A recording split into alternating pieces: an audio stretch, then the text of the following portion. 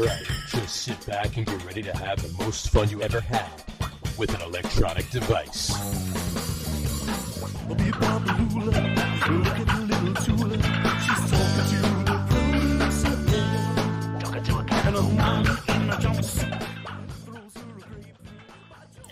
All right, everybody, welcome out to the Get On With It Sports Show. It is Wednesday, November the 29th, 2023. Jersey Johnny coming at you. With me, as always, is none other than Mr. RadioPete and Mr. Harry Lug Nutz. Say hello, gentlemen. Hi, everybody. Howdy. Don't We're all at it sense of again. thrill. Let's see. You got sports suck. I like that one. That's good. And can we talk about the NBA and glory holes? Yes. I think that was from last show. So I think I need to change that. You might need to change that. Yeah. Maybe the NHL and glory holes. Just There you glory holes. Like the Yeah. 5 hole. You just get rid of the sports stuff. Yeah. Yeah. All right. So anyway, so how are you fine gents on this fine late November evening? You know. I'm Great. nonplussed. I know this is a sports podcast, but honestly, I think my note says it all. All sports just suck. Yeah, they do suck. They're doing nothing to get any better. They're just getting worse. It's because you guys are trapped in New York. No, I don't mean the teams. I mean the sports themselves. Sports themselves, yeah, I have to agree, and that leads me to my first thing. But before I get there, college football has not been this good in 40 years. I know. That's true. That's true. We'll talk about it. I got to ask you one thing to start the show, though. How were both of your Thanksgivings last week? Fantastic. Yeah, it was okay. All right, fair enough. My wife's brother-in-law got COVID, so we did not have the big family get-together because we always get together at their house. Right. Even better. So it was just the four of us.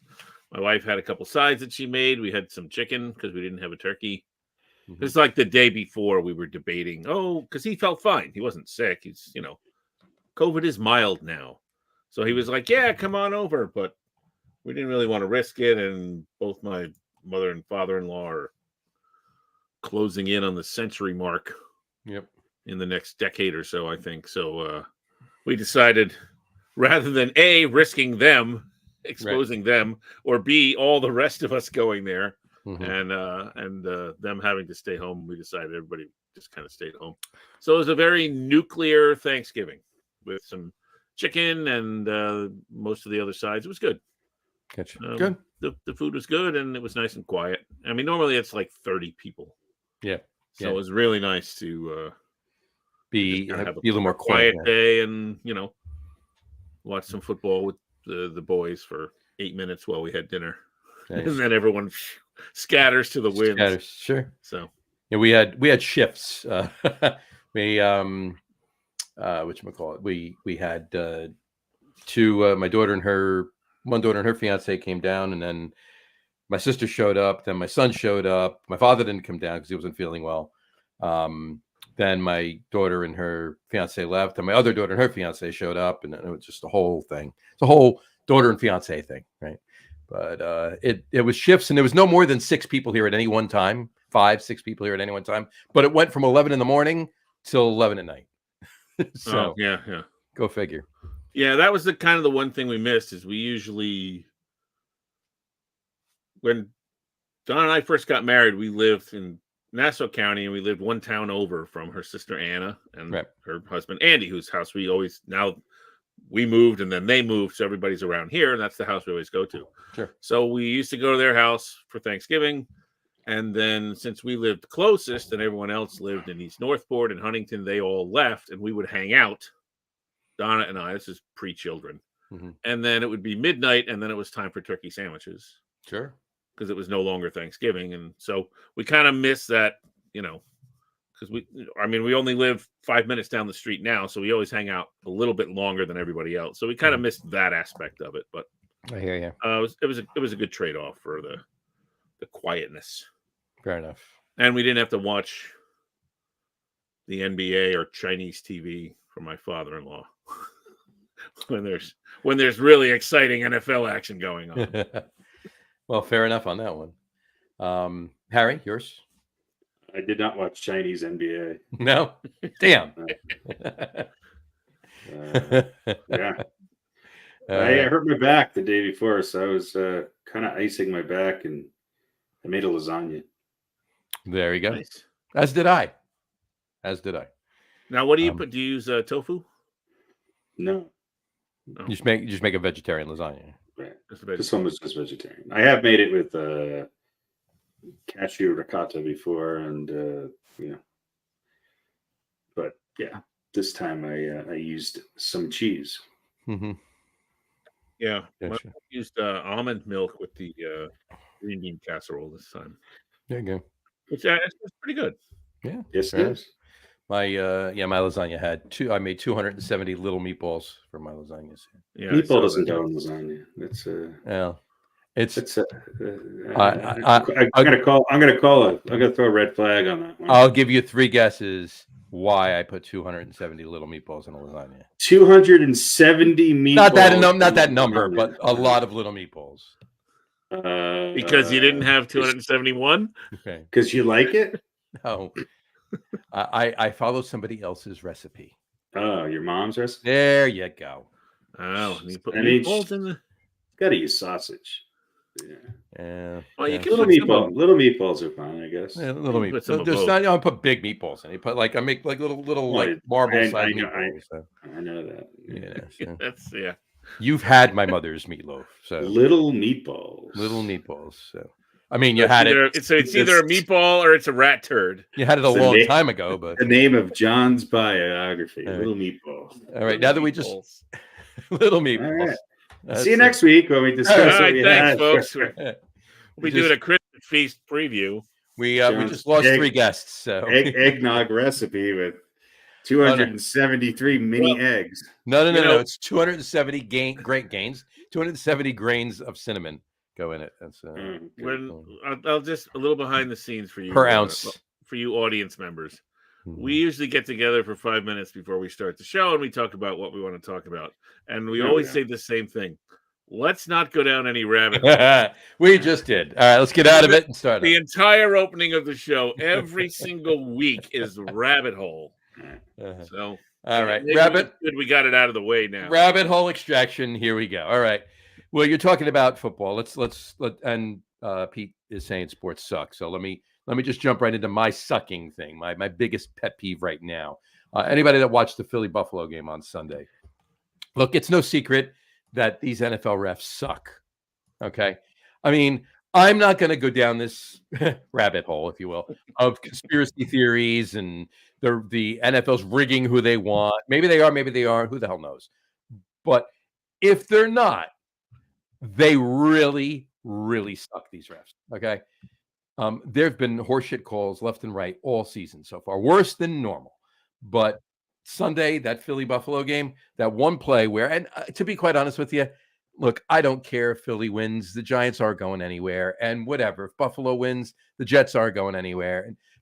And the game was, it really didn't matter all that much to me who won the game. But one of them was going to win. One of them was, you would think. Well, they could have tied. It's a regular game. But in any event, and it almost could have too, because it went to overtime. But in any event, Josh Allen had the ball, and whoever the hell it was it whoever was the linebacker or whatever, going to sack him, and he gave him a horse collar. He had he was pulling the front of his shirt, and he put his right hand up in the shoulder pads of the back of his jersey and spun him around and slammed him to the ground. As he does that, Josh Allen throws the ball within 5 feet of Gabe Davis. Okay. So there was a player in the area. All right. They don't call the horse collar, and they throw a 15-yard or they throw the intentional grounding call on Josh Allen when it wasn't intentional grounding. He actually threw it he was within the vicinity of Gabe Davis. What the hell was that?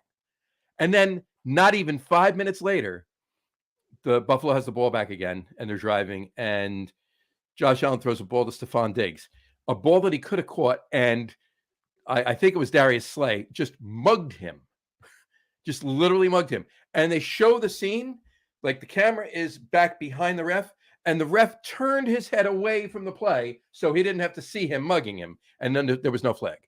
What is going on? Shouldn't be wearing his Rolex on the field. What is right? I know that's the problem, really.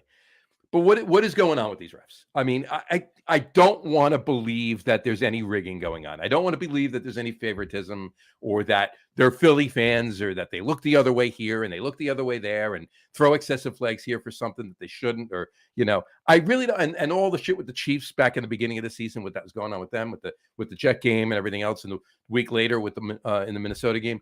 I don't want to believe that. But if that's not happening, how horrible is this ref crew, like globally across the league? Please, you know how you make them better? Fire them all and get other people. Get rid of all these stupid fucking rules. Let them play.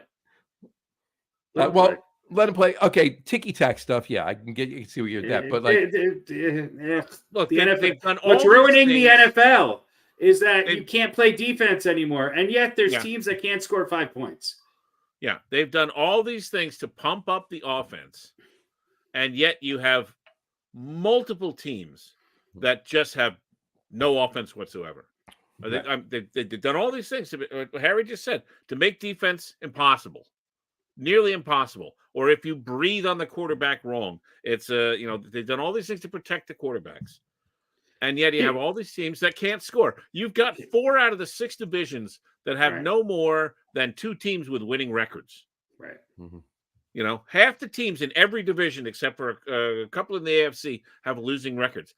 This is a horrendous NFL season. What they've done, all the rules changes they've made, and no accountability for these refs. Now, I don't know whether there's any funny business going on or not. It's hard for me to believe if there is, it's wholesale. But there are certain storylines that the NFL would like to have. Now, I don't know if it rises to the level, I should say, of paying off a ref or if anything, the NFL would want Buffalo to actually win. So but it's a better story, maybe, that they're not good anymore, right? It's hard for me to believe they're paying them off. But if you don't have any accountability as a referee, look, there's always been bad calls. There's just bad calls. I've also watched games where there has not been one bad call, where they just, I watch it. So it's really depending on who the refs are, what game it is, and how invested you are. Here's one thing you can change if you want to make football better. Okay, every ref should play offensive line for 3 plays in a live game before they're allowed to be a ref. Okay. Number 2, you should not allow defensive ends to be any more than 3 yards off the line of scrimmage away from an offensive tackle. And number 2, you should let offensive linemen do anything but hold somebody around the neck. These little, you got somebody spinning and coming at you at 100 miles an hour while you're backpedaling. And just because your arm went around the outside of them as they were spinning around you, as you block them to protect your quarterback, you're getting called for a holding penalty. Cut the fucking crap. Cut the crap.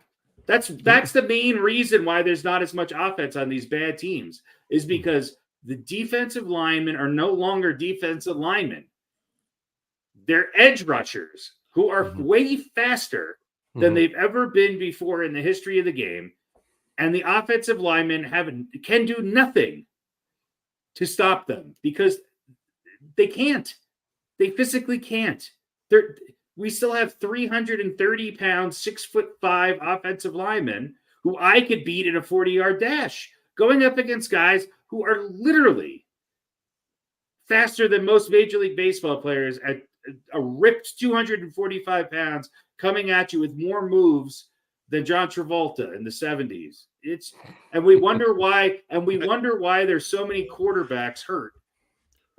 That's the reason. And defensive edge rushers with a running start. Right. Even if it's 2 steps, that's enough. The defensive line can move all over the fucking place, but God forbid an offensive lineman moves or sets his fat ass for a second. That's the problem, and it drives me nuts. Drives me absolutely nuts. I watch these poor offensive linemen, and I'm just like, how are these offensive coordinators not keeping somebody in with their left tackles? I want Trent Williams, one of the best offensive linemen to ever play the game, struggle against not even the best defensive ends this past week. So if that's the case, then yes, we're not going to have good NFL football because 50% of the quarterbacks right now do not deserve to be playing in the NFL, let alone starting in the NFL because of injuries and not enough talent. There's too many teams, and the talent pool is for the first time in many, many years is diluted. And that's why there's 5 great teams and a bunch of teams that really suck, but are being masqueraded as mediocre and in the hunt for the playoffs. I saw the Giants in a ticker. In the hunt. In the hunt for what? Mm-hmm. In the hunt for a playoff spot that they're going to be one and done. That's what they're in the hunt. They wouldn't be in the hunt if they hadn't expanded the playoffs. Right. And even the good quarterbacks, I don't care who you are, if you have 3/4 of a second to throw the ball, you're not going to be that effective. No. I don't care who it is. No, but the difference between 2.5 and 3 seconds is huge. And the ability for quarterbacks to be able to read the game is huge, which is why there's a big difference between guys that we think are going to be successful in the NFL versus guys who actually are, because it's a completely different game. Yeah. Because the speed of action is so fast now. And at the same time that's been increasing, there's been, I don't know if I can say more than ever, but I mean, the days of a quarterback getting drafted, at least with a high pick, and having some time to learn, not being thrown to the wolves right away. Oh, every single one of them gets thrown to the wolves. That's forget it. Because there's nobody who really gets to do that. If you're anywhere in the top 10 or 12 or 15 picks in the NFL draft. That's not necessarily true. Let's look at what it is. What it is because the talent pool is so low, and because injuries and between desperate teams, these guys are all starting. Well, my point is this: the teams that are sucking to begin with don't have a quarterback worth anything, and there's a lot of journeymen around, and there's a lot of people that obviously, if they had a quarterback that they wanted to keep in there, they wouldn't have the number 1, number 2, number 3 pick overall. They might be in the top 10, like 8, 9, 10, maybe 12, 14, somewhere in there, but they're not going to be in the first 2, 3, 4 spots to get those high drafted quarterbacks. So all of those high drafted quarterbacks that are coming in, of course they're going to start right away because the team. Hey, we drafted him with the number 1 pick. He's starting game 1 is when he starts. But that didn't used to happen. It didn't used to happen because there was more talent out there. Because even the shittier teams had at least a serviceable quarterback that the guy could sit behind. Even go back to Eli Manning. But my point is, it's not. He had 9 easier. games before he had to go in. Right, but it's not any easier for those guys, those high draft picks coming in now. It's harder.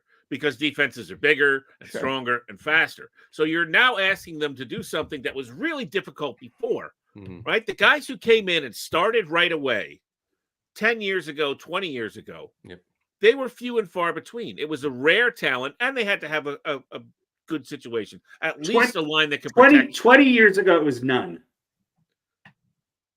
Right.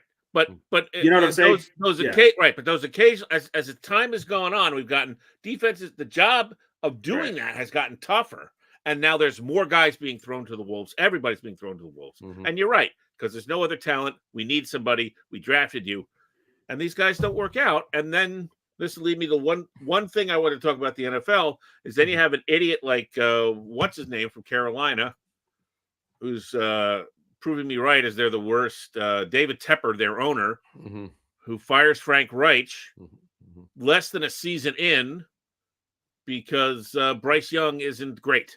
So and then Bryce Young didn't light it up like C.J. Stroud is lighting it up. Right, Bryce Young was and Carolina could have had C.J. Stroud, but they picked Bryce Young. So he made that a bad decision on that. Now those are the rumors that right. So we gotta have a scapegoat. Let's fire Frank Reich. Right. He overruled his coach, and now he's gonna fire him. Right. And say, okay, thanks. And this is the guy that hired Matt Rule, who was terrible. David Tepper is the worst owner in football. And if you remember, he hired Matt Rule. Rule. Worse than Irsay. He's worse than Jerry because he never wins anything. If you remember, he hired Matt Rule away from the Giants, too. The Giants were all but signing him. He went to the interview, and David Tepper wouldn't let him leave the building without signing. Just threw him whatever he needed. Sucked for 2 seasons and 5 games or whatever, and then he was fired. Mhm. And now Rice does, but you don't even give the guy a year. You don't even give Frank Reich a year, Mhm. and then say, "Hey, it's not working out." Just Yeah. fire him midseason. Yeah. Because your number 1 draft pick, which was your guy, and look, doesn't mean that Bryce Young is never going to be good. Sure. But he's just not coming in to be good right away on a terrible team that's had its share. But that's just the thing. It's not just it's not just I was going to say Brees Hall. Bryce Young's it's not just Bryce Young's. Yeah, it's Bryce Young, Brees Hall event. It's not just Bryce Young's playing ability right now in his rookie season. It's the entire team around him. Yeah, they're terrible. You know, they're just bad. You know, they're just a bad It's team. also the league has so much parity that if you're a quarterback and you're around enough, there's going to be moments where people think you're okay. Mm-hmm. Yeah. I mean, Josh Hobbs, whatever the fuck his name is, he was the hero. Had a great game, and Josh Bradford Dobbs had a great game when he couldn't practice or nobody knew what he was doing, but couldn't score or get a first down against the Bears. Yeah, well, look at his record before that game, and look at his record after that game, and you see the story of what he is. You know, he started 11 games in the NFL this year, and he's 2-9. Yeah. So so the NFL sucks. It does. I don't think it sucks. Here's what I do think about it is that I think that for the first time in many years, I can't right now tell you I'm confident that this is the best team in the AFC and this is the best team in the NFC. Now, what the flip side of that is I could tell you I'm confident that these are the top 3 teams in the NFC or 2 teams in the NFC, and these are the top 3 teams in the AFC. But I give you the top 3 in both, yeah. Right. But for instance, we have a team that's playing at home this week that is 10-1, who's an underdog to a team that's 8-3. Mm-hmm. So because of how the 10-1 team's been playing and how the 8-3 team of late has been playing. John, I looked at that and it's like the 8-3 team lost 3 games to teams that they should have no reason losing to. Look at what they've done. The 10-1 team has beaten a lot of good teams. Now, did they beat them convincingly by 35, 40 points? No, but they won. Right. So I don't as great as they've been in the past few years, that's a detraction against them. Now, look at the flip side of that. If you look at a team in Pittsburgh, right, who before this past week was outgained by every single yards, outgained by every single opponent they played.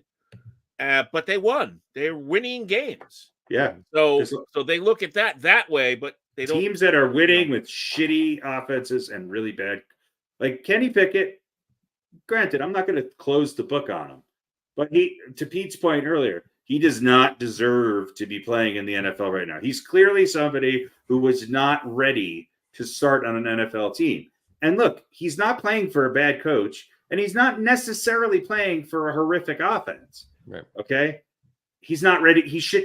I watch him, and it's clear to me that he is not. And he's not an NFL quarterback. I would. The only thing I would say, and I don't mean this as a challenge, is like, what numbers can you look at that you say this is not a horrific offense? They average. They're meaning like what they did last year. Yeah. Well, look at what they did this year. They're like last in the bottom of the. Close to the bottom of the barrel. And what's the biggest change? Yeah. I mean, they don't score any points, but yeah.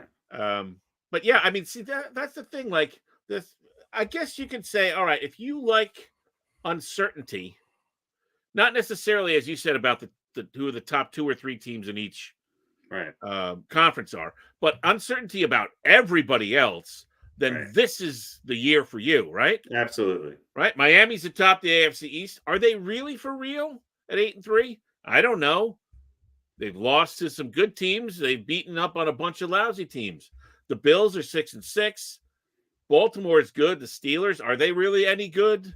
Is Jacksonville really good at 8-3? Baltimore is good, but 4 weeks ago, when they blew that game, and what was it, Cleveland, with the backup quarterback, they were saying, "Oh, this team is right back to where they were, and they don't know how to win big games." Jacksonville was the best team in the NFL until they fucking sucked it up against, So that's what I'm saying. What can you say about any of these teams? By There's the way, a lot of uncertainty. The Colts are 6-5. Look at the Lions. They're 8-3, and every week they're either one of the top teams or they lose. I go, oh, no, I guess they're not for real. Yeah, they're for real, then they're not for real. Well, look. Here's the thing, and specifically speaking of Lions, because I'm giving them a little love for whatever because of the Thanksgiving game and everything else. That's why I'm wearing it. But in any event, and plus it's Barry Sanders, so please. But in any event, that's a different story. That's a different story. But in any event, every good team lays an egg from time to time, or has the possibility to lay. I'm just saying. My point is they're going to be like. Are the 49ers good? Now, I'm not comparing the Lions to the 49ers, but just follow me here. Are the 49ers good? Did they shit the bed 3 times in 3 games in a row this season before? Yeah. Right? Okay. They sure did. So, but the Lions, we expect, we're surprised that they're good. So when they lose, oh, that's right. No. Hold on. No, I'm going to hold on. Let's go to the replay. Beginning of the year. Everybody was on the Lions bandwagon. Rightfully so. Don't get me wrong. But they haven't beaten anybody, and they play in quite possibly one of the worst divisions in football. Now, it used to be a good division, right? Yeah. But again, they are every division at some point or another was a good division. If you win, that's all that matters. And they are playing more like the second half of last year than they did play the first half of last year. They played one team with the winning record. Since week 1. All right, they beat the Chiefs. Rah rah rah. Great.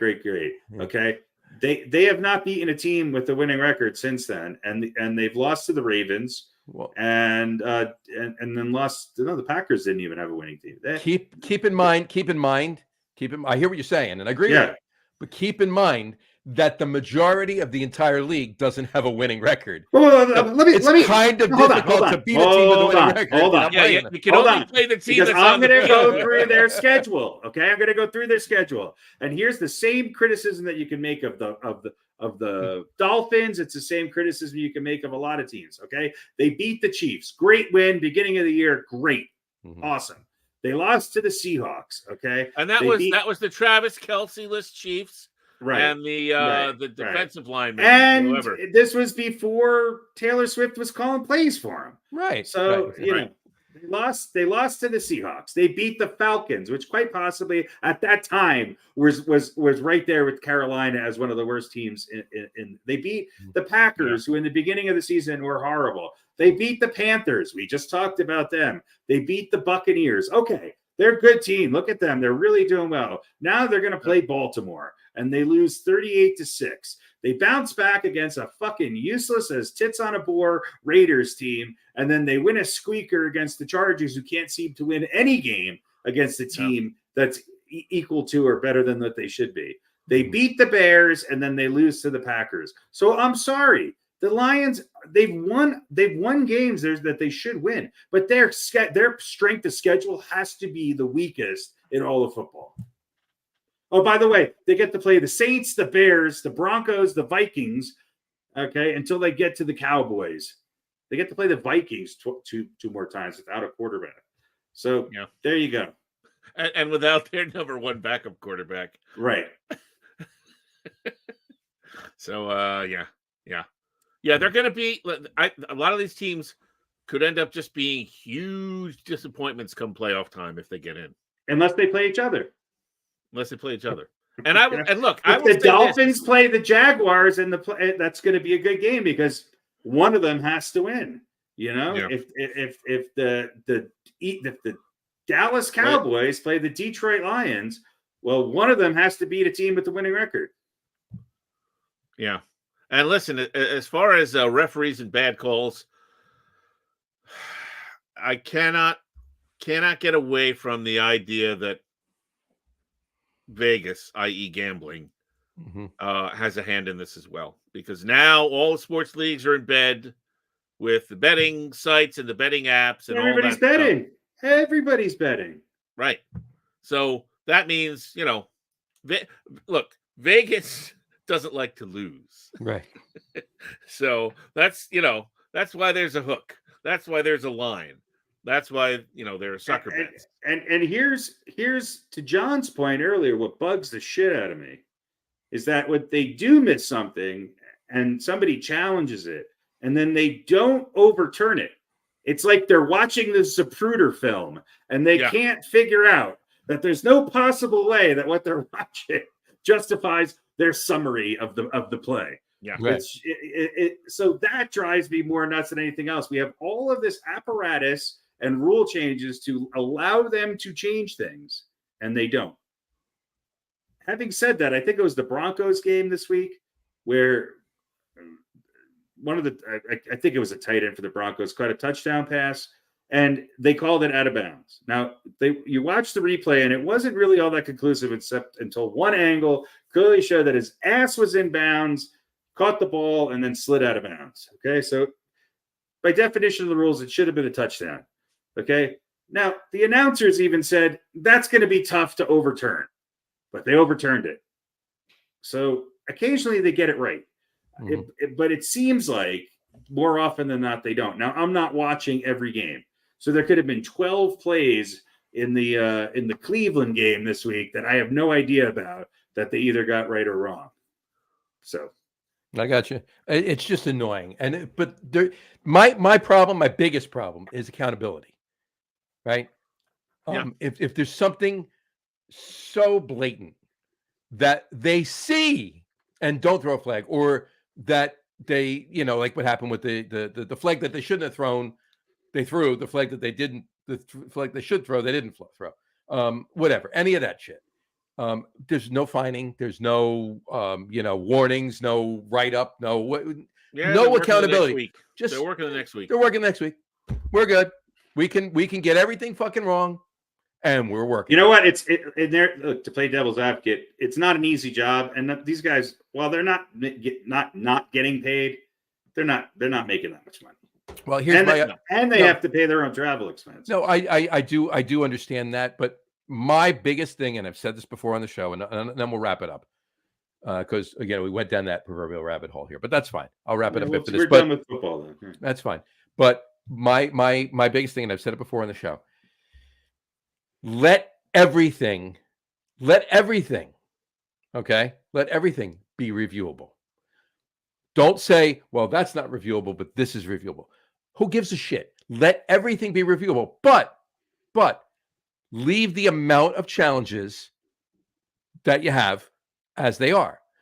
No matter what, even with things that are reviewable right now, a coach cannot challenge more than 3 plays, and 3 only if he gets the first 2 right. He has 2 challenges. If he gets both of them right, he gets a 3rd. But he doesn't get a 4th. There's only 3. That's it. Other than booth reviews in the last 2 minutes of both halves. Right? He only gets the 3.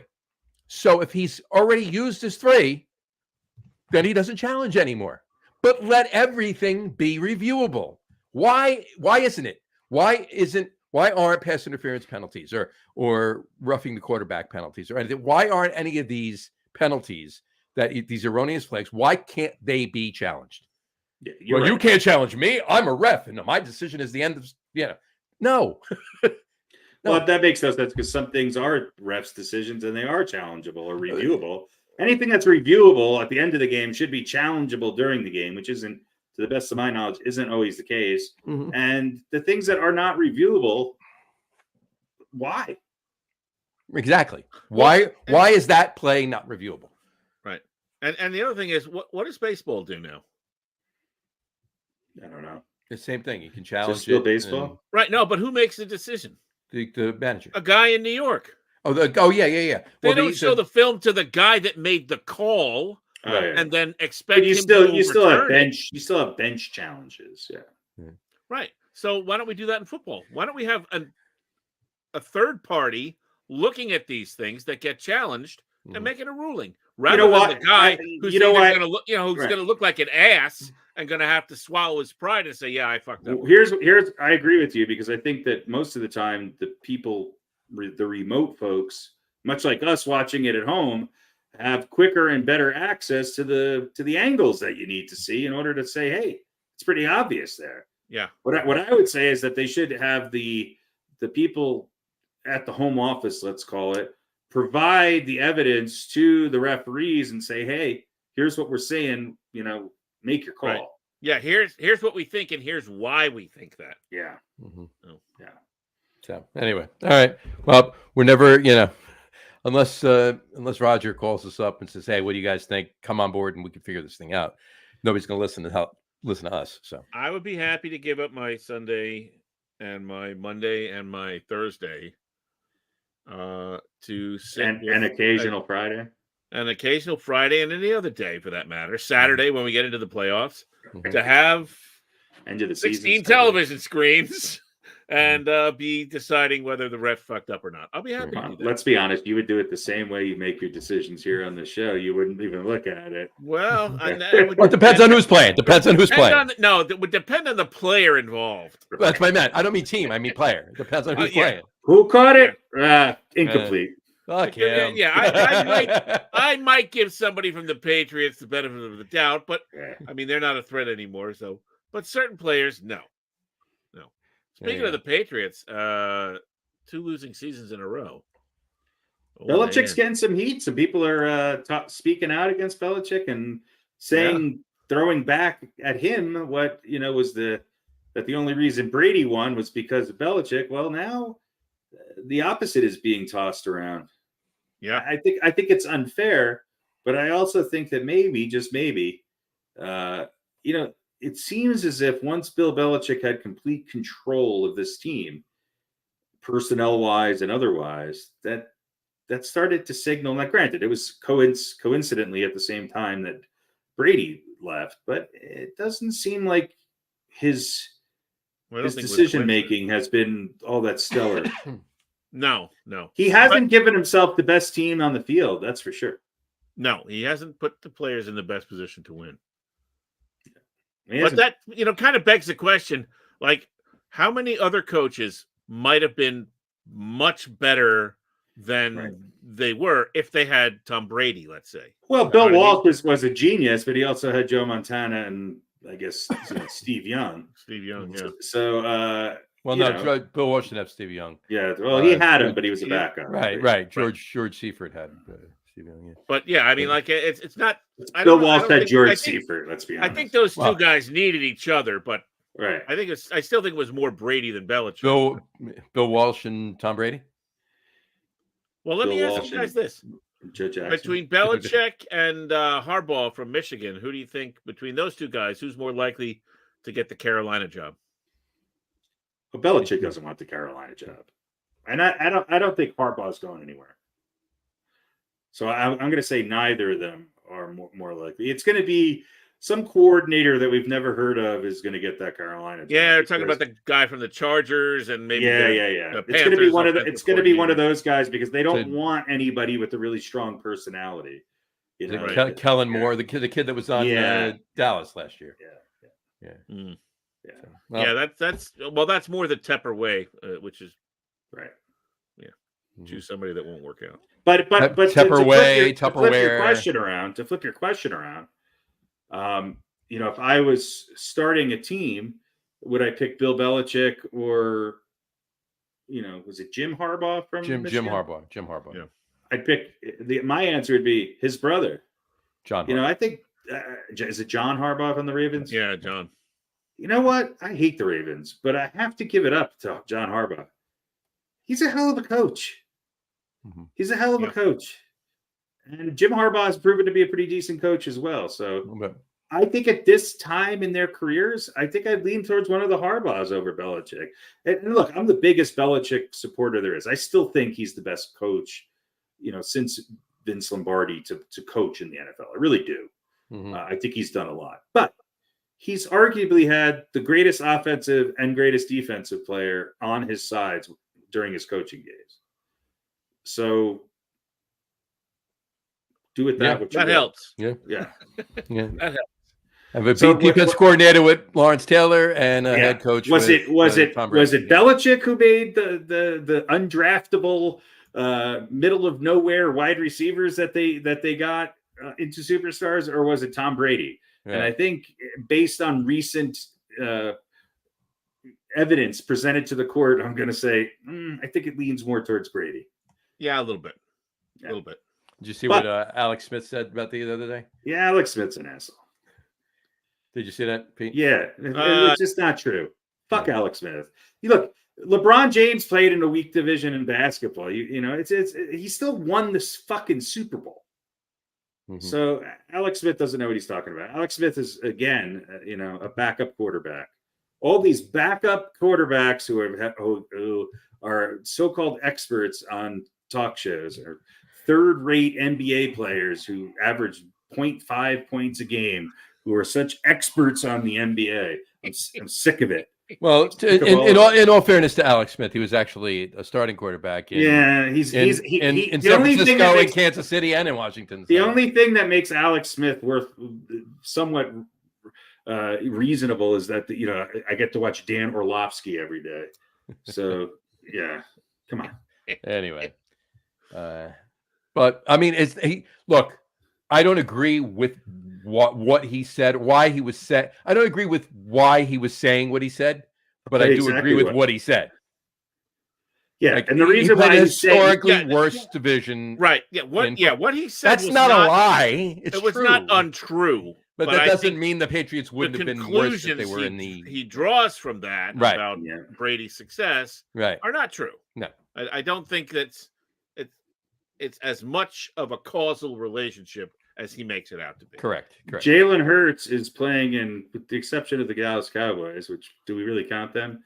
Jalen Hurts is playing in fucking horrific NFC East. Mm-hmm. Are we going to hold that against him? When Dallas was winning all their Super Bowls, NFC East wasn't all that great. Are we By the way, I just Troy Aikman on that. To your point on that, 3 years ago, right now,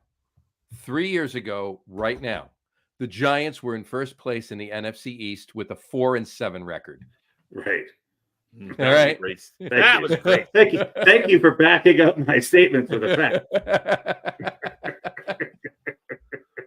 That was a great season. That was wonderful. And the Giants are in the hunt. They're in the hunt. Yeah, they're in the hunt. Yeah. Well, you can't keep a good DeVito. Hey, Tommy Cutlets will take care of things. Hey. All right. Can we talk a little college football? Yeah, I want to actually. I do want to just really. Oh no, you had something else. I on this one thing, specifically on Tommy DeVito. I just want to say this right now, and these are just stats, so I'm not alluding to anything by saying. John's cherry-picked stats of the week. Tommy DeVito is has the second highest passer rating among rookie quarterbacks right now, 92.4. CJ Stroud's the only one higher than him at 100.8. Right.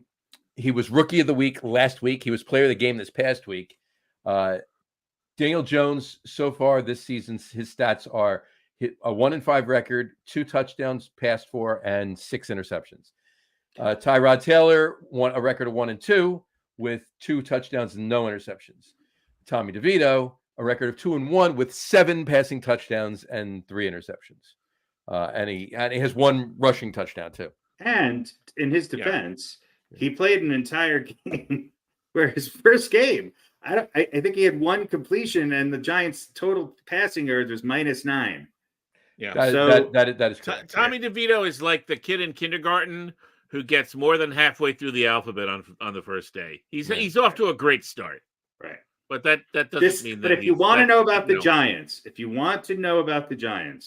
Tommy DeVito was the Giants' 3rd choice in who their quarterback was this year. Correct. Or 4th choice. 3rd or 4th? 3rd. Yeah. 3rd. Yeah. It was. Oh, and the other NFL thing I have to say, and I can't believe I didn't think of this myself. I just heard it today. In the Jets game, I said to myself, the Jets are so pathetic, they can't even fail at a Hail Mary correctly. No. Right. They can't even fail throwing a Hail Mary correctly. And they today, failed pretty well. They failed in a new way.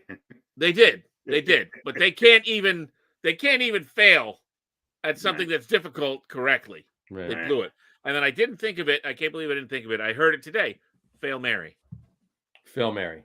The Jets, you got butt fumble and you got fail Mary. Fail Mary. There you go. So two wonderful phrases to. There you go. And both of them Thanksgiving or Thanksgiving-ish. Yeah. Really quick on Tommy DeVito. I just found this out today. Tommy DeVito turned down a contract with the Commanders, which was going to give him significantly more money than he was about to make with the Giants.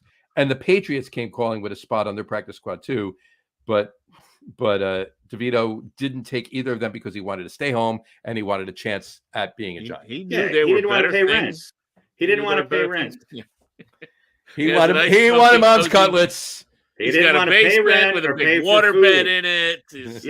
Rent and a washer and dryer are expensive. Wagoneer. Yeah. On Friday nights, he gets to take out Dad's car. Is he 21 or is he like 33? He's 25 actually. Yeah, okay. He's 25. Good for him. So, anyway, all right. By the way, to the Giants, if you think Tommy DeVito is the answer in lieu of Bo Nix, if you have the opportunity to pick Bo Nix and you don't, I'm going to find you.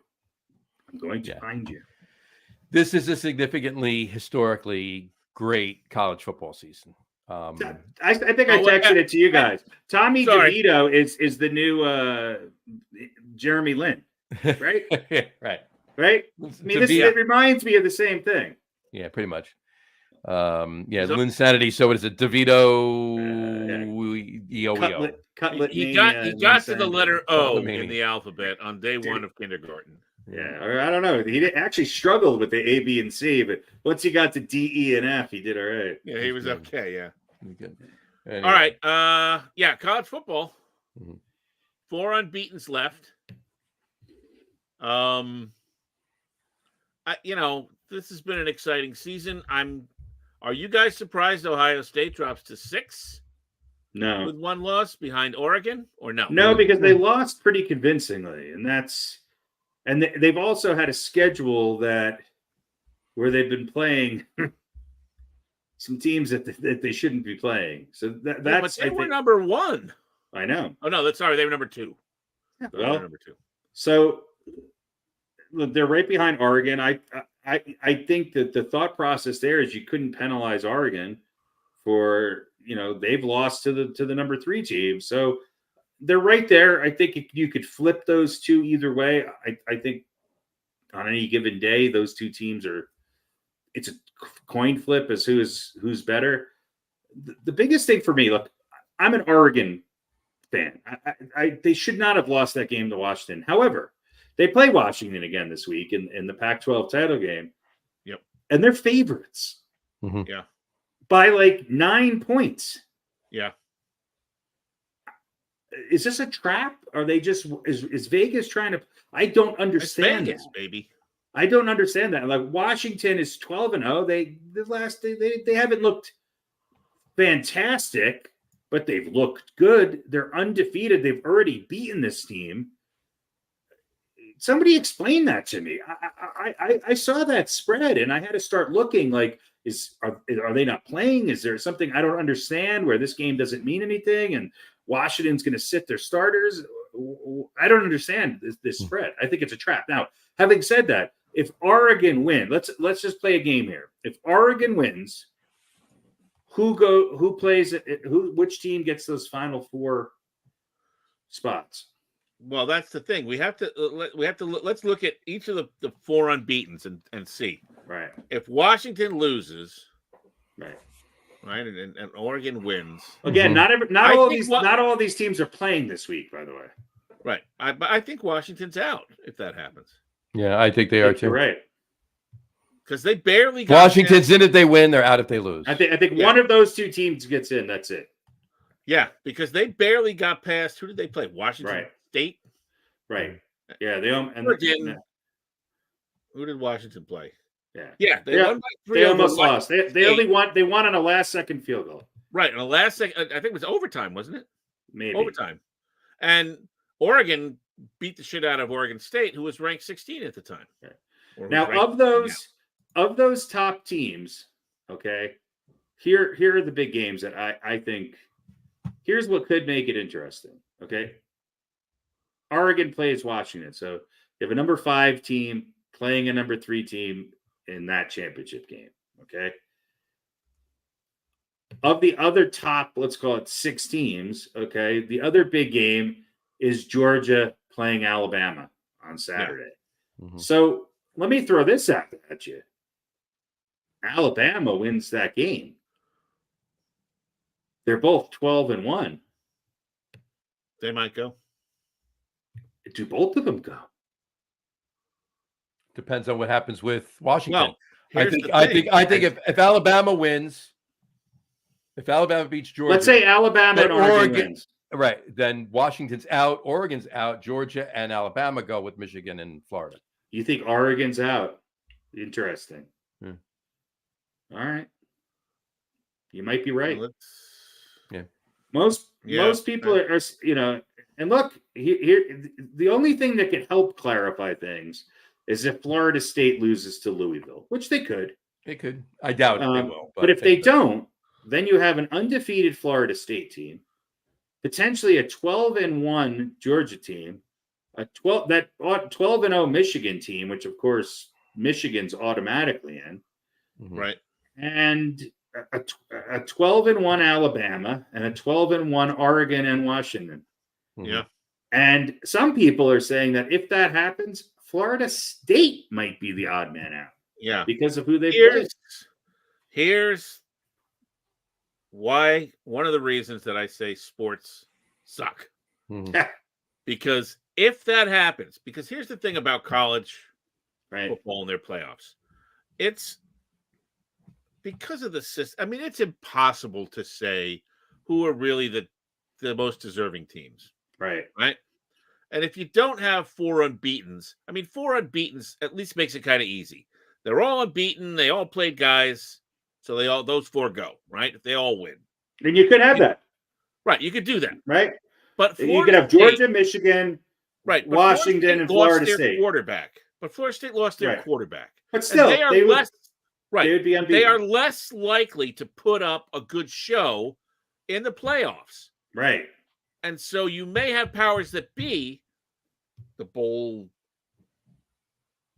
gang of 5 or however many people it is who make these decisions. They could go 13-0 and still be out because they're going to say, yeah, they're not. We can't have another blowout like we had last year. So Florida State's out because they don't have their starting QB. And that would really be a shame, I think, because I'm a little bit, honestly, I'm a little bit surprised they're still. I thought they would be 5 this week, even though they won. They didn't win convincingly against a rather game Florida team. I thought they might drop to 5 this week. Yeah. But yeah, there's a lot of people saying they could go undefeated and not get in. The game was close for a while. It did actually win pretty convincingly. Yeah. Yep. But yeah, that's what worries me now. Now, again, we really don't have to worry about this after this year. No, because did you see what this year's playoff would, if they use next year's playoff system this year? Did you based on today's current standings? Yeah, all the one-loss teams would be great. In. Yeah, I think it's fantastic.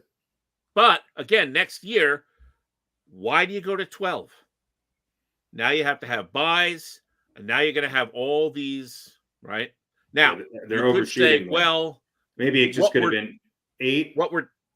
Right? Should have been 8, right? But you could say what we're talking about now. Who deserves to go in? What if they win? What if they win and they get out? That's the allure of college football. I'll tell you why they're going to 12.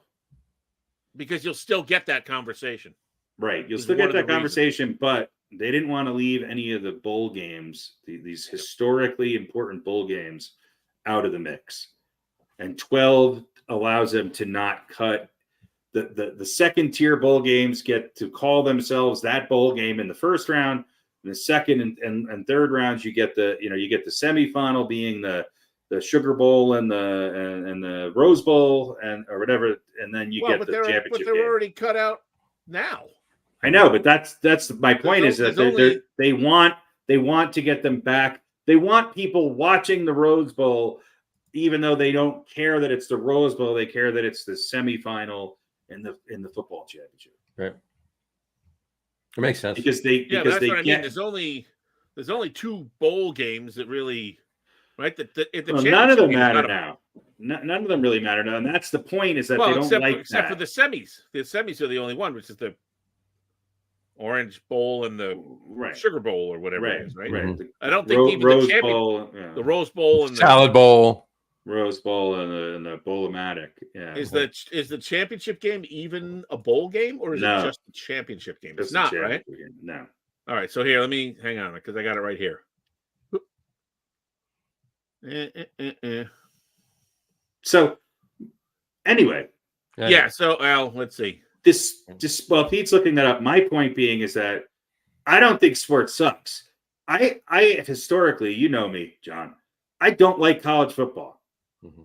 I've been watching more college football this year than NFL than I have NFL because I think this crop of talent in college football right now is going to help the NFL in the next 10 years dramatically. Let's hope. I hope so. Yeah, let's hope. That's for sure. That would be wonderful. You know why part of it is you have older players who have played 2, 3, some 4 years, and that portal and being able to change teams has really helped revitalize a lot of players, careers and brought them to the forefront. Yep. So all right. So last year it was the Peach Bowl, was Georgia, Ohio State, and the Fiesta Bowl was TCU and Michigan. Mm-hmm. And that led to the championship. This year, I think it's the Rose Bowl and the Sugar Bowl are the two semifinals. It's going to be all those other bowl games mean nothing. Yeah. There you go. All right. That was good. It's good. So if you had to pick who you think the 4 are going to be, give me them. Well, let's actually. Quickly. I think that's all. Maybe we can go to Are They For Real? Okay. We can. And then I can ask that question. Okay. There you go. You want to do it right now? Yeah. Why don't we do it right now? Because I didn't get the show notes before. No. Well, we have a tendency to cover everything that is going to be discussed in Are They For Real? I have. We should just start with that. It's the best song. Then we can just say goodnight. Let's now did I send you the short version? How do you define real? If you're talking about what you can feel, what you can smell, what you can taste and see, then real is simply electrical signals interpreted by your brain. Pretty sure none of that's real. You're not real. For real, for real, for real. Yeah. Are you for real? For real? For real? For real? Are they for real? What is real? All right. Are they for real? Since we're talking about college football, as we just were, let's talk about who's the most for real to reach the old CFP. And we're going to look at the top 8 teams and give me a yes or a no. This is to get into the Final Four. All right. And we'll start with Alabama. Yay or nay? Maybe. I'm going to say you got to predict here. If I had to tell you right now, I'm going to say no. I'm going to say nay. If it has to be, if I have to give you an answer right now, it's no. John, what do you think? No. I'm Harry? No. I don't think so either. I don't think they're going to beat Georgia. Mm-hmm. All right, let's look at 11-1 Texas, the current number 7. No. I agree. Ohio State. No. Number 6. They were number 2. Who were they playing? No one. Did they play this week? Maybe they do. Hold on. I don't think they do. No, I don't think so. No. Michigan plays, but Ohio State doesn't. Right.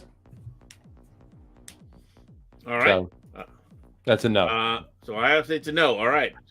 So here's the top 5. Oregon at 11-1. Yes.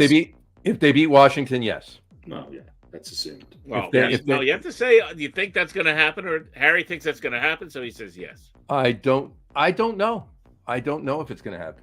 Oh, Um, I don't Well, know. that's why for we're calling it a 100% prediction. either. no. I don't. I I'm don't not mean it asking like you guys that. what you know. I'm asking you what you think is going to Know what I happen. mean? Separate. I don't. Wait. He's hold on. That He's statement, I don't know, has never stopped you from making a decision before. This is true. But I don't. All right. How about this? I don't have as much confidence in them winning that other game against Washington than Harry does. So that's a no. I'm going to say no. I'm going to say yes. I think they are going to beat Washington. Yeah. So they're the first ones in. Okay. All right, Florida State. Yes. Yes. Maybe they don't deserve to be, but they'll be there. I think they're getting booted. You might be right. All right, Washington. They're going to lose No. to Oregon, says Harry, so they'll be out. I say yes. John says whatever. I don't know. That's not.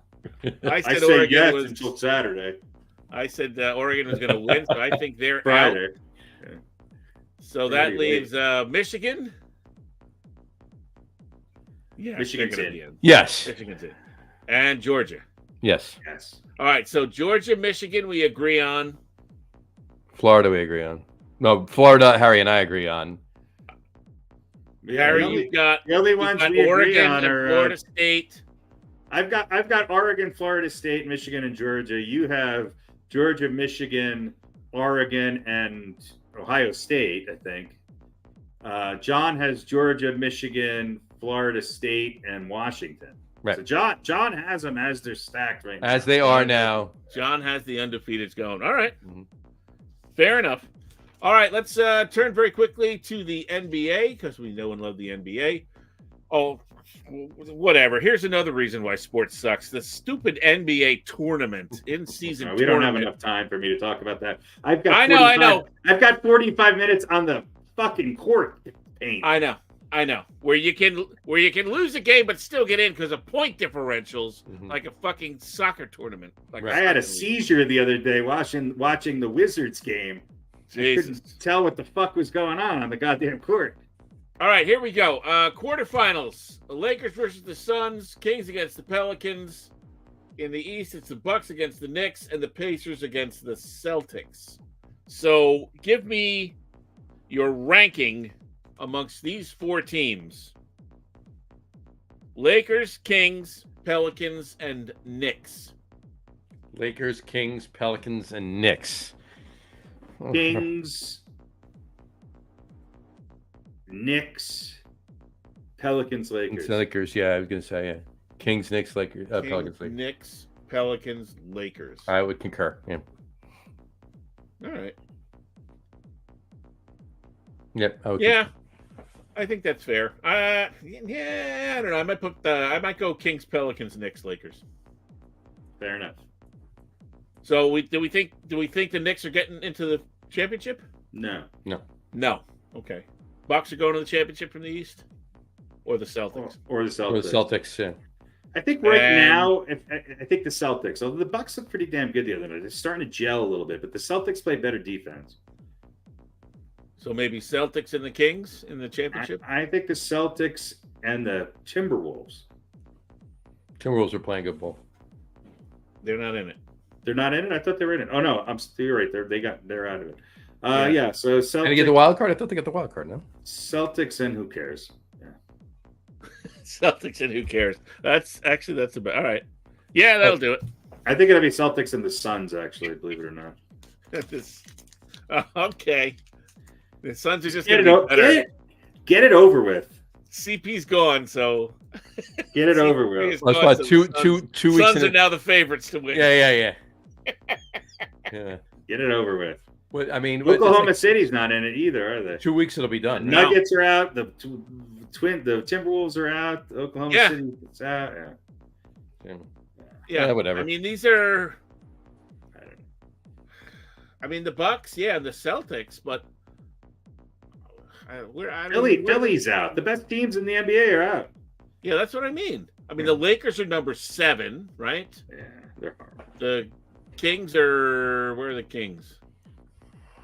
You know what? The Pelicans might be the team. They might sneak in there. The Kings are 6. The Pelicans are 9. I mean, it really depends if what happens in the Washington-Oregon game. I'm gonna wait until that game's over to tell you who I think's going in the Suns are NBA. 3. Well, the Washington Oregon game has a lot riding on the Sure. NBA tournament. So. It certainly does. So it's 3, 7, 8, and 9 from the West, and in the East it's 1, 2, 5, and 6. Yeah. So weird how the West ended up that way. Who cares? Yeah. Who cares? Speaking of the NBA, remember a guy named Monty Williams? Huh? Yeah. Well, he left. I think it was where? Sacramento, or not Sacramento? He coached the Suns. Golden State. Yeah. No, the Suns, and went to the Pistons Mm-hmm. and signed a $78.5 million deal over 6 years.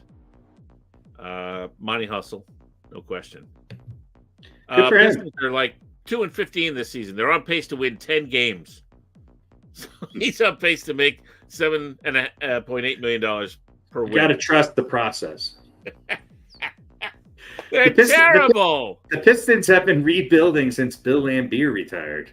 They're the worst team. Actually, they won. Did they win 1 or 2 with Chauncey, with the team full of no stars?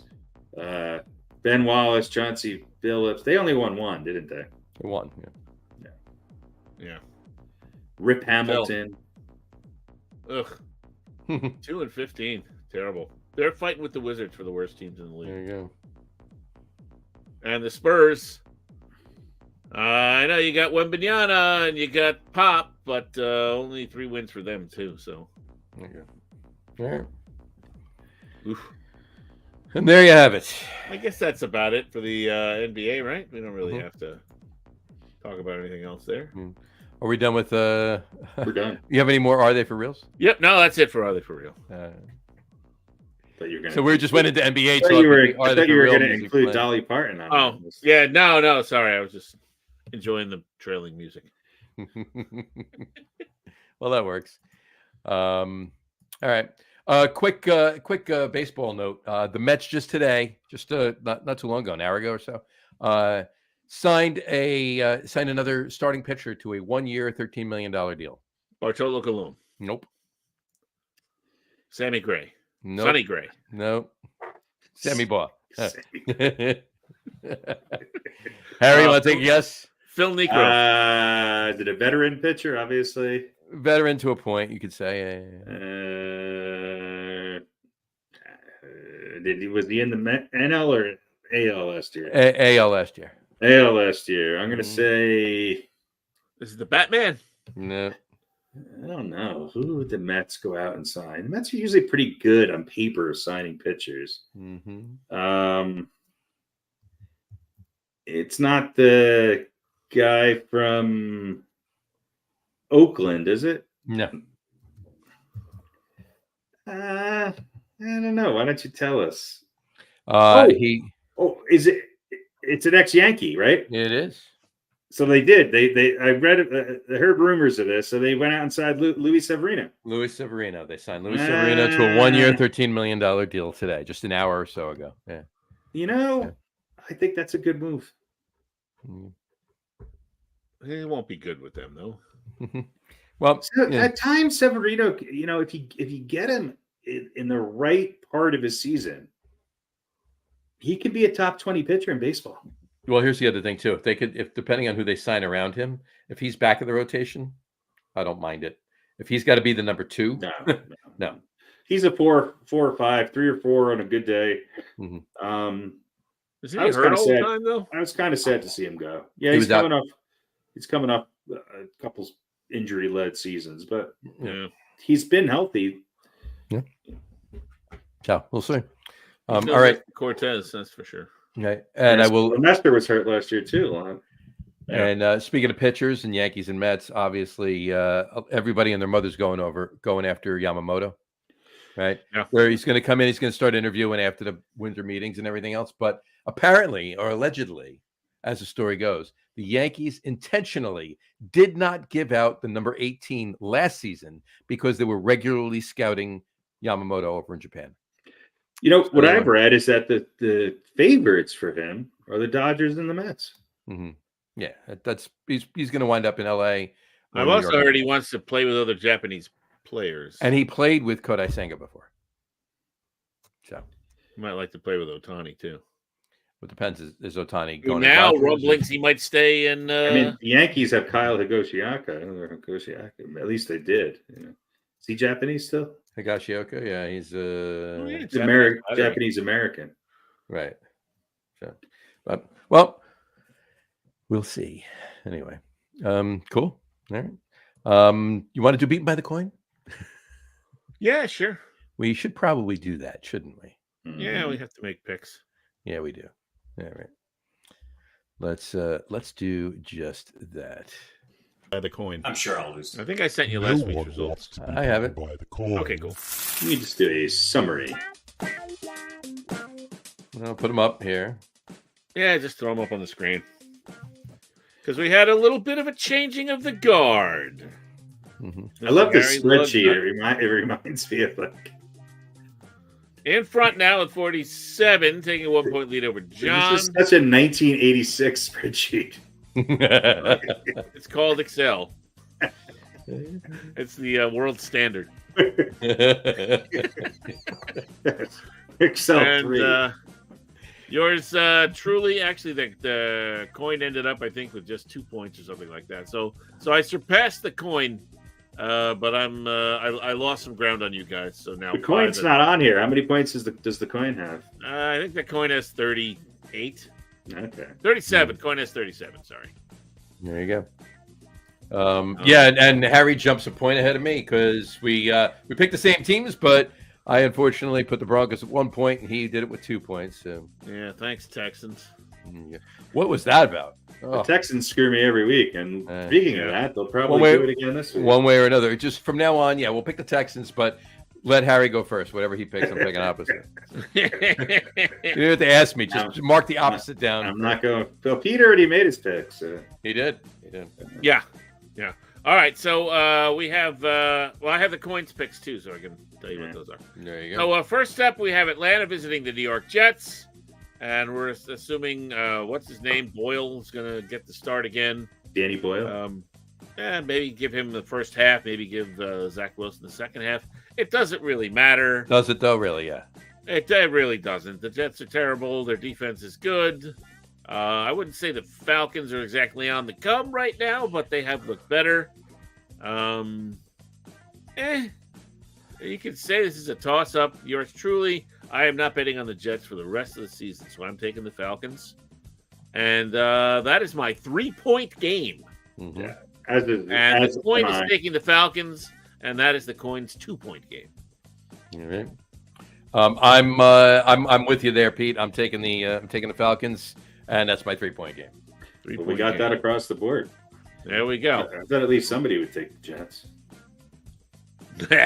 Thought the coin would.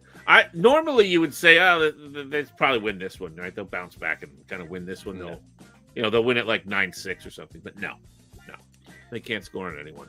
And the Falcons defense is not terrible. I mean, they have improved as the season has gone on. Who knows? They played New Orleans and Tampa Bay. They're not great, but they're better. Carolina.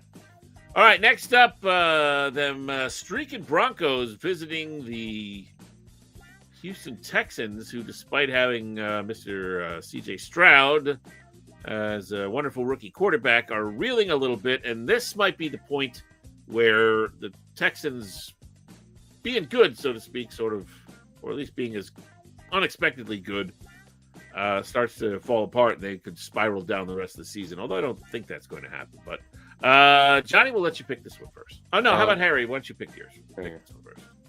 I'm going to go with the Broncos. It's my 1-point game. I say I'm shocked you're going to go with the Broncos. Broncos for a 1-point game. All right.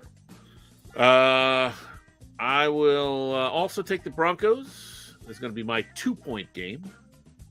John? Yeah, Broncos. I want to pick the Texans because, Harry's betting against them and they keep screwing Harry. So, but no, I got to take the Broncos here. Broncos are on a mission right now. They seem to be playing really well. You could go 2. You could go 2 points. I'm going Broncos 2. Broncos 2.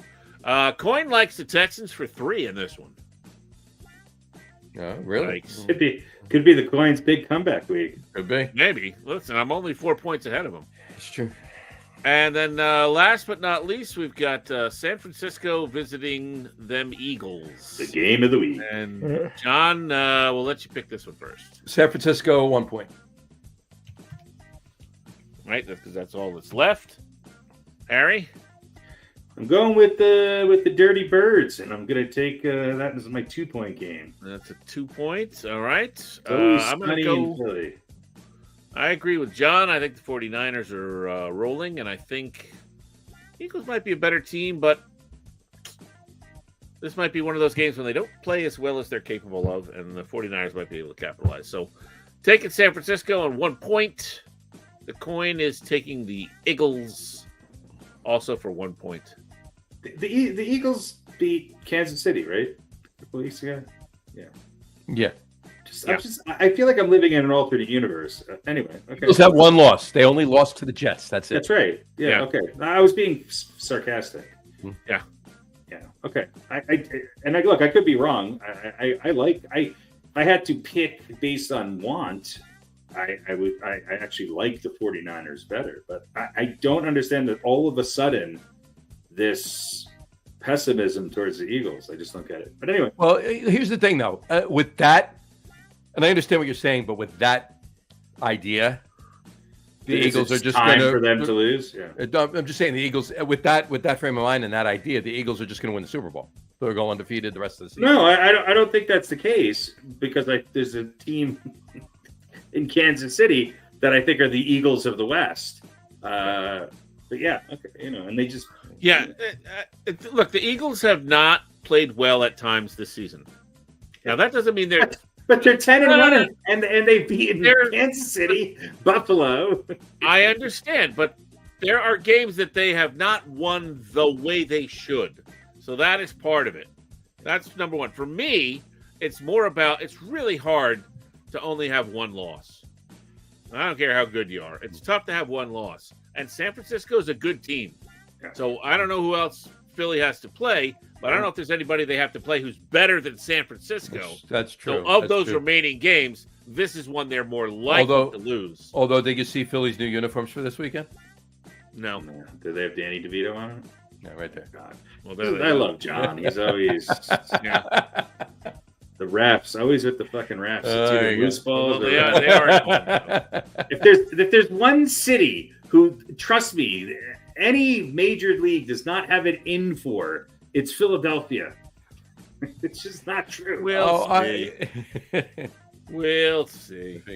And all right, so San Francisco is going to be the one that might swing things. Yep, exactly. We all unless the Texans win, in which case, the coin may get back in front of me. But so we'll see how it goes. I think I'm pretty much out of it. It's going to be hard to come back. I don't think so. No, I don't think so. Yeah, it's not like you're in the upper 20s. One good week and one bad week. I had a couple of good weeks, and I think I was down by like 8, and then I got it back to like 4, and now it's back to 5 and 6 again. So I've been consistently winning 2 out of 3 games every week. Yeah, and then that's the key to this. And not have one of those 2 wins be your 1-pointer. Right. That's right. Well, it's still close. It is still anybody's game. So yeah, without a doubt. It's not. Yeah, I don't think you're out of it at all. I don't think anybody's out of it. Even the coin. I think the coin's still in it too. Yeah. Coin could be within 2 if things go the way. The coin's pretty good. That's true. All right, so that's beaten by the coin. There you have it. All right. I think that's about it, right? I do. I think that's about it. So anything else? Oh, yeah, okay. Only one other thing. One other thing. Go for it. Remember, who's that kid? Connor Bedard? Yes. Number 1 draft taken by the, whatchamacallit, Blackhawks. And I said, is he going to be more Connor McDavid or is he going to be more Patrick Kane? Legendary. Right. Chicago Blackhawks. Well, Patrick Kane, who, like I said, hip not replacement, but serious hip injury and came back. And I think he played a little bit with the Rangers last year. Well, he's back in the league. Back in the league. Fine. Yeah. With the Red Wings. Mm-hmm. Yeah. Which Interesting. I guess, I don't know, maybe he was a Red Wings fan growing up or whatever, but why wouldn't you come back and play with Bedard on the Blackhawks there? That actually, they didn't want him. They didn't want him, yeah, obviously. No, they didn't. I guess, or if they didn't, they want him, they didn't want him as much as the Red Wings did. Which I mean, look, he's 35, coming off a major injury, but 15 years with Chicago and 2 or 3 Stanley Cups? 3 Stanley Cups, I think, right? A couple MVPs. I mean, he's the man. Right. Hey, look, even Patrick Ewing ended his career in the Seattle Supersonics. So Yeah, that's true. That's true. it's the way it goes. And then he came back to the Garden, and it took about 4 minutes for the Garden crowd to be chanting his name. We'll see if Patrick Kane gets that sort of reception. I think he will. Going back. He did last year when he went back. He played a couple I mean, yeah. you'd have to think that they will certainly. Yeah. But I don't know. Maybe he's one of those guys, even the Chicago. Maybe they were like, we did that last year. Now you're the fucking enemy. Right. Yeah. Because you're with Detroit. Or just less enthusiastic. Yeah. Maybe not, yeah. You're probably. the enemy, but. Yeah, probably. I mean, we love you, but we're going to throw shit at you. But you're done. Yeah, but you're we love you, but you're dead to us. Right. All right. Yeah. Never mind. Exactly. I love it. All Never right. mind. There you go. Exactly. It's just not worth it. It's not. Wow. Off the air, I really want to know what the fucking line was where Pete said. I want. I might talk about it next week. Done. Yeah, save it. Save it. Yeah, it's savable. So that's Fair enough. Yeah. Talk about it next. Not quite yet for real. Not quite yet for real. No, not quite. All right. All righty. On that note, we will wrap things up for today. We want to thank everybody for watching. And for those of you just listening to the audio podcast, thank you for listening. Don't forget to visit our website, www.getonwithitpodcast.com. That's getonwithitpodcast.com. And please remember, like us and follow us on all of our social media, Facebook, Twitter, and Instagram. Just search for the Get On With It podcast. And of course, all of our shows are available on YouTube as well on the Logger Room channel. Remember, we go live with the video podcast on Facebook, YouTube, Twitter, which is now X, and Twitch every Wednesday night around 7:30 p.m. Eastern Time. And for those of you who just want to listen to the audio podcast, you can do so on our audio host, Spreaker, as well as iHeartRadio, Apple Podcasts, Spotify, Odyssey, Audible, Google Podcasts, Amazon Music Podcasts, TuneIn, Podcast Addict, Castbox, Deezer, Podchaser, Rephonic, pretty much anywhere you can find a podcast, an audio podcast, you can find the Get On With It Sports Podcast. And if you haven't done so already, please subscribe to one or more of those feeds and you will never miss a show. Again, thanks for following along with us. Have a great rest of your week. Have a wonderful weekend. Watch all the Week 13 action in the in the NFL. Watch the NHL as well, too. And NBA, the tournament and everything else. We'll see you next week with the fun show, guys. Take care. Cheers. Do we know if our show has showed up next to any white supremacist ads on X Twitter yet? I don't think so, no. I hope not. Why would it? There's a lot of stuff that pops up. It's let me clarify that statement, folks. We don't want that. No. That's why I'm saying. Does anybody know if that's happened yet? Because I know that's happening. Probably a question. People just saw that clip with some guy, some white guy sitting in the dark. Yeah. Probably a question to ask off the air. No, there's none. We're in our own little sports hole on X, and that's all right. Good. All right. No, that's what I wanted to hear. I just didn't find us on the Insurrectionist channel. I'm just saying, we're not on 4chan, right? No, we're not. Not at all. Good. Anyway, all right. All right. See you, Tux. Take care.